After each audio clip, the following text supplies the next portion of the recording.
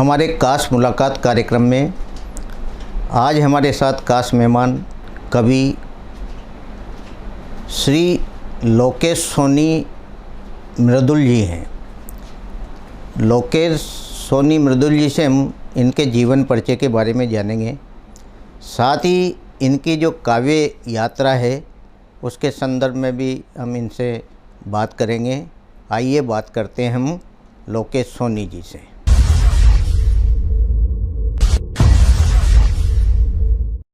लोकेश जी, आपका हमारे स्टूडियो में बहुत बहुत स्वागत है। बहुत बहुत धन्यवाद सर आपका।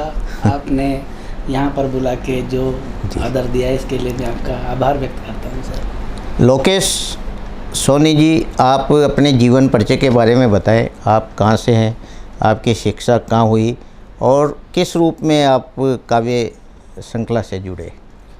सर मैं बपावर कलां जिला कोटा का निवासी हूँ जी। बपावर कलां में ही जन्म हुआ। मेरे पिता श्री बंसीलाल जी सोनी और माता जी शकुंतला देवी सोनी है। और शिक्षा, जो प्राथमिक शिक्षा तो मैंने मेरे गांव से की, और कॉलेज मैंने 12 से बीए की, एमए की। उसके बाद में कोटा आ गया। यहाँ पर मैंने कंप्यूटर हार्डवेयर नेटवर्किंग में इंजीनियरिंग की। बिल्कुल। और कविता से जुड़ाव तो ईश्वर की कृपा से ही मुझे हुआ।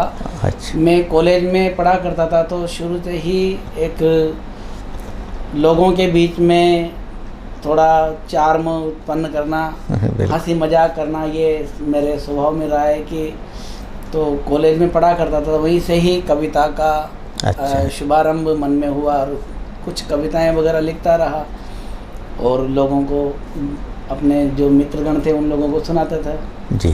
तो उस समय कविता के जुनून में इतना डूब गया कि पढ़ना लिखना सब कुछ मैं भूल के सिर्फ कविता ही कविता लिखा करता था। तो कुछ मित्र भी मेरे पास आते थे, कहते थे कि लोकेश तो अपने जीवन को क्यों बर्बाद कर रहा है, पढ़ाई का टाइम है तो पढ़ाई करो। तो और तुम्हारे अंदर ऐसी एबिलिटी नहीं है कि आप कवि सम्मेलन में चल जाओगे। फिर मैंने उस दिन कहा उनको कि एक दिन आप मुझे नीचे बैठ के सुनोगे। तो ईश्वर की कृपा हुई कि मैंने पूरा ध्यान लगा दिया और आज ईश्वर की कृपा से पूरे देश भर में बुलाया जा रहा है। ये आप लोगों का आशीर्वाद भी मुझे आज इस चैनल पर प्राप्त हुआ।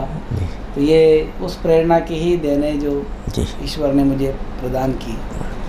लोकेश जी, जो आपकी काव्य यात्रा है, तो इस काव्य यात्रा में आपके कोई प्रेरणा स्रोत तो रहे होंगे जिनसे आपने कुछ सीख ली होगी, किस तरह कविता को आगे बढ़ाया जाए? शुरुआती दौर में तो कुछ लोगों को बोलकर ही कि भाई मैं भी कवि हूँ, मैं भी मंच पर आना चाहता हूँ। ग्राम पंचायतों में, नगर पालिकाओं में जाके स्वयं बताते थे कि भाई मैं भी एक छोटा सा कवि हूँ, आपके कार्यक्रम में आना चाहता हूँ। तो सहज स्वीकृति प्राप्त हो जाती थी।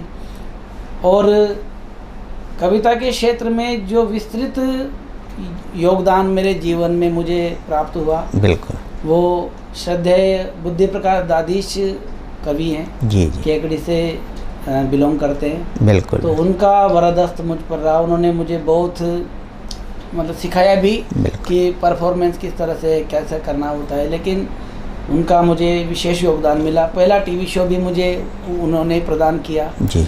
और उसी के साथ भीलवाड़ा से कवि हमारे योगेंद्र शर्मा जी, उन्होंने भी एलन जरा हट के वगैरह कार्यक्रम वो लेके आए थे। तो उस कार्यक्रम में मुझे रखा, पूरी सीरीज में मुझे बिल्कुल आदर प्रदान किया। तो मैं आभारी हूँ हमेशा उनका कि उन्होंने मुझे इस योग्य बना दिया कि आज देश भर में मुझे बुलाया जाता है। लोकेश जी, जब पहली बार आपने या आपकी कविता कहीं छपी हो या कहीं आकाशवाणी दूरदर्शन में जब आपने प्रस्तुति दी हो, तब उस समय आपको, क्योंकि गाँव से निकले थे, तो कैसा महसूस हुआ होगा उस समय?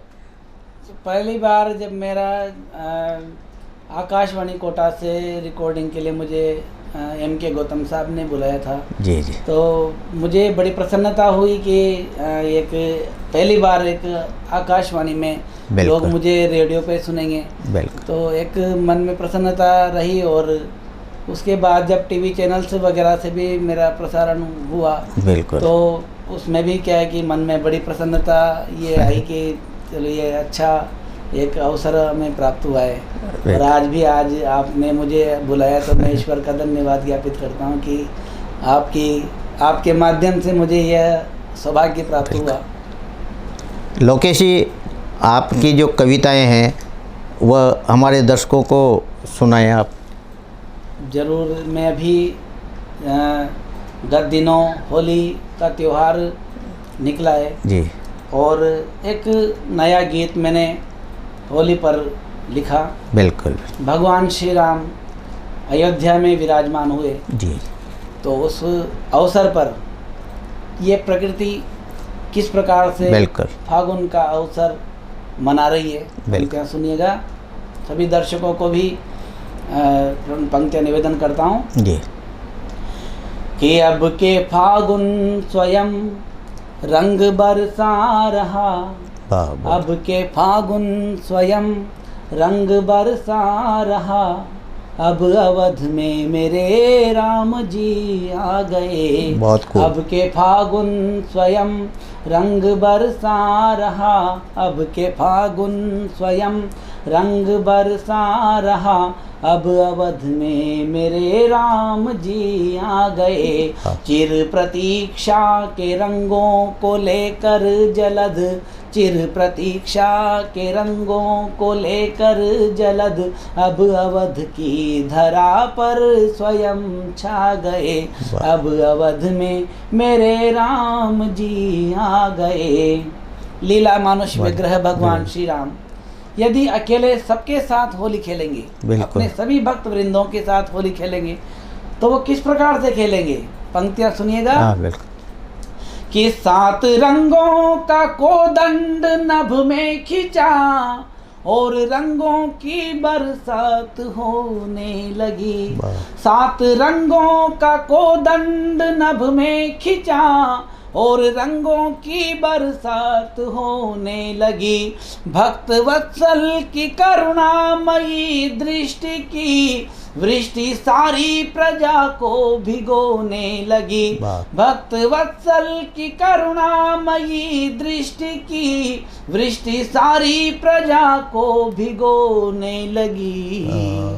और रंग उत्सव मेरे नाथ के द्वार पर, रंग उत्सव मेरे नाथ के द्वार पर, रंग अंत हृदय में हृदय तक में गहरा गए, रंग अंत हृदय तक में गहरा गए।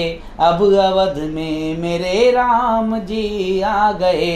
अब के फागुन स्वयं रंग बरसा रहा, अब के फागुन स्वयं रंग बरसा रहा, अब अवध में मेरे राम जी आ गए। बहुत सुंदर कविता लोकेश जी आपने सुनाई, दर्शकों को बहुत पसंद आएगी। लोकेश जी, आपने सबसे पहले काव्य पाठ मंचों से कब से किया और अब तक कहाँ आपने देश भर में काव्य पाठ किया?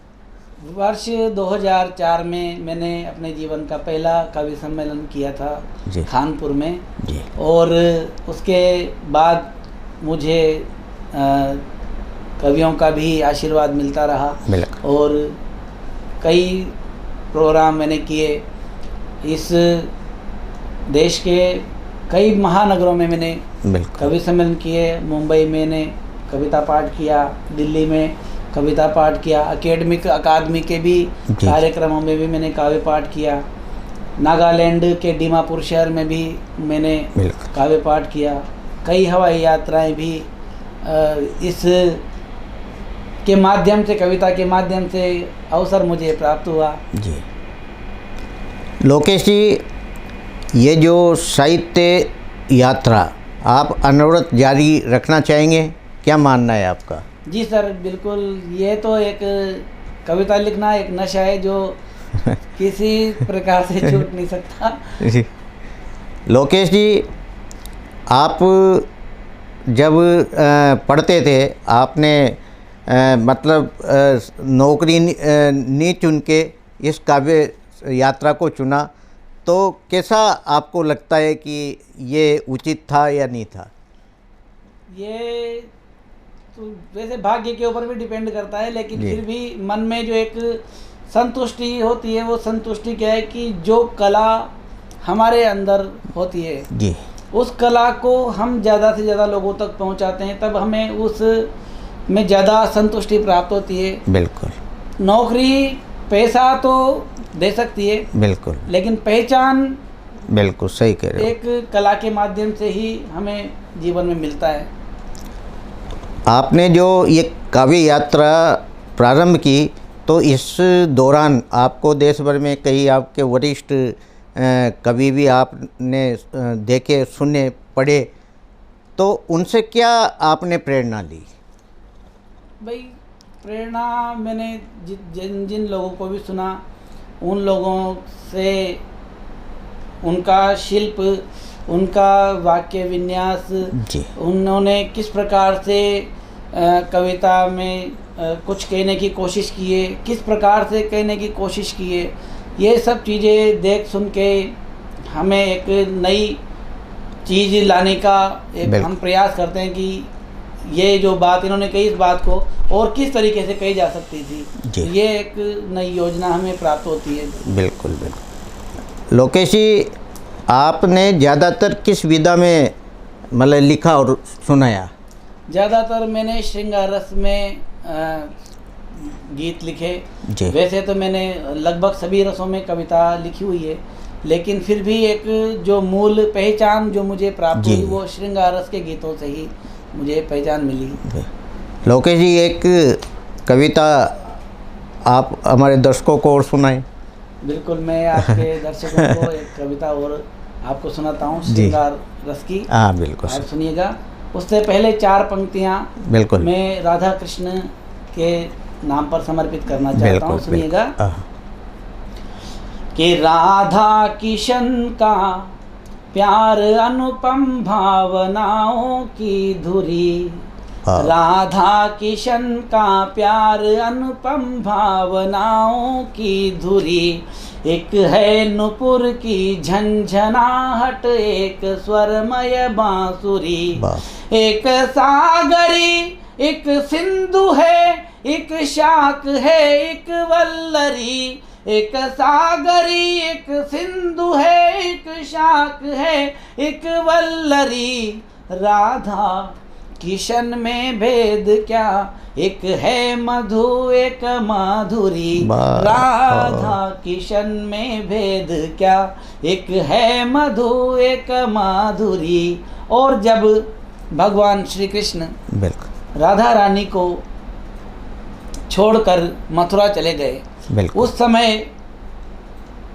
राधा रानी मातेश्वरी के ऊपर किस प्रकार से वो समय बीता, उन समय पर मैंने कुछ पंक्तियां कहने की कोशिश की है। सुनिएगा कि झुकी भीगी पलकों से, बिखरी सी अलकों से, झुकी भीगी पलकों से, बिखरी सी अलकों से, डगर बुहारती थी सांवरे का राधिका, झुकी भीगी पलकों से, बिखरी सी अलकों से, डगर बुहारती थी सांवरे का राधिका, तुलसी के चरणों में, पीपल के पर्णों में, मुखड़ा निहारती थी सांवरे का राधिका, कित गए मेरे श्याम, रोते हुई आंखें श्याम, नाम ही पुकारती थी सांवरे का राधिका, और तिनके से यमुना किनारे बीच रेत पर वदन उभारती थी सांवरे का राधिका, तिनके से यमुना किनारे बीच रेत पर वदन उभारती थी सांवरे का राधिका, वदन उभारती थी सांवरे का राधिका। तो मदन गोपाल नंदलाल मेरे श्याम आओ, इतना बताओ कैसे छोड़ा मझधार में, आपके ही चरणों की दासी है ये राधे रानी, एक बार देख जाओ मेरे घट द्वार में, भूल से भी भूल हो गई हो स्वामी मुझसे, तो करना क्षमा न कोई दूजा संसार में, आप कृपा सिंधु भगवान भक्त वत्सल हो, मुझे भी बसा लो अपने ही पारावार में, करुणा निधान भगवान भक्त वत्सल हो, मुझे भी बसा लो अपने ही पारावार में। जिस पथ गए उस पथ को ही देखती हूँ, पूछती हूँ पथिकों से आपके ही हाल को।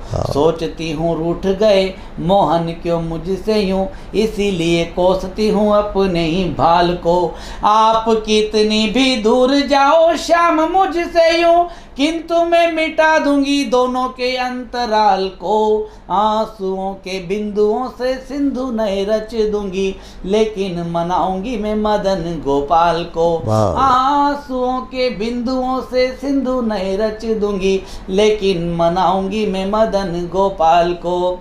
किंतु सूख गए नैन मेरे विरहा की अग्नि में, उड़ गए आंसू मेरे भाप बन बन के। सूख गए नैन मेरे विरहा की अग्नि में, उड़ गए आंसू मेरे भाप बन बन के। कभी अंग अंग में अनंग रमा करता था, आज वही अंग बन गए सूखे तिनके। यमुना किनारे बांसुरी की तान मौन हुई, मौन हो गए हैं सारे पंछी उपवन के। और फूलों ने भी अपनी सुगंध को समेट लिया, जी रहे हैं कुंभला के गंधहीन बन के। फूलों ने भी अपनी सुगंध को समेट लिया, जी रहे हैं कुंभला के गंधहीन बन के। तो सुना सुना मधुवन, सुनी सुनी गलियां रे, सुने सुने ब्रिज के ये सारे घर द्वार हैं। सुना सुना मधुवन, सुनी सुनी गलियां रे, सुने सुने ब्रिज के ये सारे घर द्वार हैं। और तेरी विरहाग में ये फाग के रंगीले रंग, रंगहीन हो गए ये रंग है कि गार हैं। सासू जी के नैन देख डगर बहाए नीर, यशोदा के नैन देख डगर बहाए नीर। नंद जी की पीर में भी आंसुओं के धार हैं। और नंद के दुलारे मतवारे मेरे श्याम आरे, तोरे कजरारे कारे नैनों के शिकार हैं। नंद के दुलारे मतवारे मेरे श्याम आरे, तोरे कजरारे कारे नैनों के शिकार हैं। तोरे कजरारे कारे नैनों के शिकार हैं। वाह, बहुत बढ़िया सुंदर कविता आपने मतलब दर्शकों को सुनाई। लोकेश जी, आप की जो हिंदी में आप लिखते हो, कितनी कविताएं आप लिख चुके? क्या इसकी पांडुलिपि आपने तैयार की ताकि प्रकाशन के लिए सामने आए? क्या विचार है आपका? पांडुलिपि मैं तैयार कर रहा हूँ एक गीत की जी, गीतों की एक कवि वो श्रृंखला मैंने बनाई है, उसका एक पांडुलिपि तैयार कर रहा हूँ। और अभी तक लगभग 350 से ज़्यादा कविताएं मैंने बहुत बढ़िया रची है। लोकेश जी, आपने जो हिंदी साहित्य जो लेखन किया कविताओं के माध्यम से, बहुत ही सराहनीय और बहुत सुंदर रचनाएं आपने हमारे दर्शकों को भी सुनाई। लोकेश जी, मैं जानना चाहता हूं कि आपने अपनी जो एक श्रृंखला है कविताओं की, उसमें समाज के लिए क्या परोसा आपने? समाज के लिए भी मैंने कई गीत लिखे जी, और उनमें से एक गीत मैं आपको सुनाए। बिल्कुल सुनाइएगा।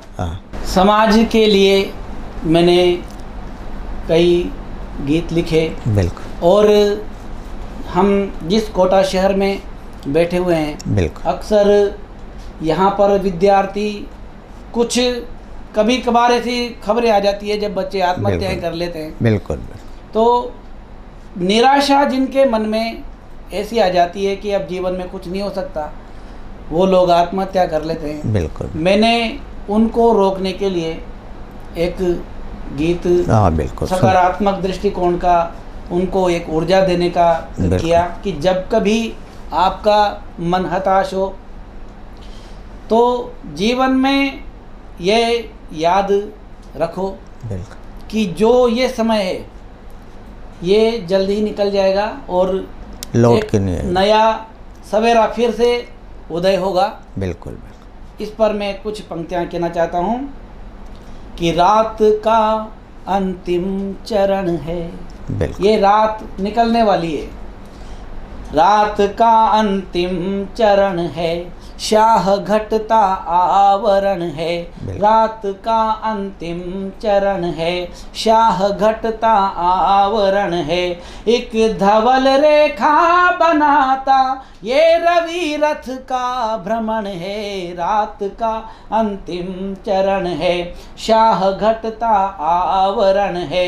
एक धवल रेखा बनाता ये रवि रथ का भ्रमण है। रात का अंतिम चरण है। और पंक्तियां सुनना बिल्कुल। कि अब चहकने के सुरों में जागरण का बोध है। अब चहकने के सुरों में जागरण का बोध है। और गुजरे हर समय की हीनता पर शोध है। हमें जीवन में ये विचार अवश्य करना पड़ेगा कि जब हम हारे थे तो हम क्यों हारे थे, क्या गलतियां हमारी रही है, वो दोबारा न हो। कि अब चहकने के सुरों में जागरण का बोध है। और गुजरे हर समय की हीनता पर शोध है। सोच में संकल्प लेकर देह को गतिमान कर। सोच में संकल्प लेकर देह को गतिमान कर। ये कदम रुकने न पाए अब किसी व्यवधान पर। ये कदम रुकने न पाए अब किसी व्यवधान पर। ये कदम रुकने न पाए अब किसी व्यवधान पर। ऊबना यानी मरण है, ऊबना यानी मरण है। खुद से खुद का ही हरण है। ऊबना यानी मरण है, खुद से खुद का ही हरण है। जिंदगी का एक पहलू जागरण, बस जागरण है। रात का अंतिम चरण है, शाह घटता आवरण है। एक धवल रेखा बनाता ये रवि रथ का भ्रमण है। रात का अंतिम चरण है। और जो हमने सोचा है, जो हमने संकल्प लिए हैं, वो निश्चित रूप से एक दिन पूरे होंगे यदि हमारे संकल्प सार्थक और शाश्वत हैं। तो सुनिएगा कि कल्पनाएं हैं सुरक्षित धूम्रवर्णी आभ में। जब सवेरा होने को होता है तब एक ग्रे कलर का आकाश हो जाता है। सलेटी रंग का जो आकाश हमें दिखाई देता है वो हमारे लिए एक नई ऊर्जा लेकर आता है। कि कल्पनाएं हैं सुरक्षित धूम्रवर्णी आभ में। स्वर्ण अब कुंदन बनेगा रक्त के तेजाब में। स्वर्ण अब कुंदन बनेगा रक्त के तेजाब में। स्वर्ण अब कुंदन बनेगा रक्त के तेजाब में। कर्म से रेखा बदलने का सुनहरा योग है। कर्म से रेखा बदलने का सुनहरा योग है। ये न सोचो लाभ अमृत काल है या रोग है। ये न सोचो लाभ अमृत काल है या रोग है। ये न सोचो लाभ अमृत काल है या रोग है। जग उठा अंतःकरण है, जग उठा अंतःकरण है। युक्तियाँ जिसकी शरण है, झांक कर भीतर सुना तो फिर उदासी का क्षरण है। रात का अंतिम चरण है, शाह घटता आवरण है। एक धवल रेखा बनाता ये रवि रथ का भ्रमण है। रात का अंतिम चरण है। वाह, ये थे हमारे साथ लोकेश सोनी मृदुल जी। इन्होंने श्रृंगार सामाजिक परिवेश की जो रचनाएं इन्होंने पूरे देश में पहुंचाई और हाड़ौती का नाम रोशन किया। आज ये हमारे स्टूडियो में पधारे, इनका बहुत बहुत धन्यवाद।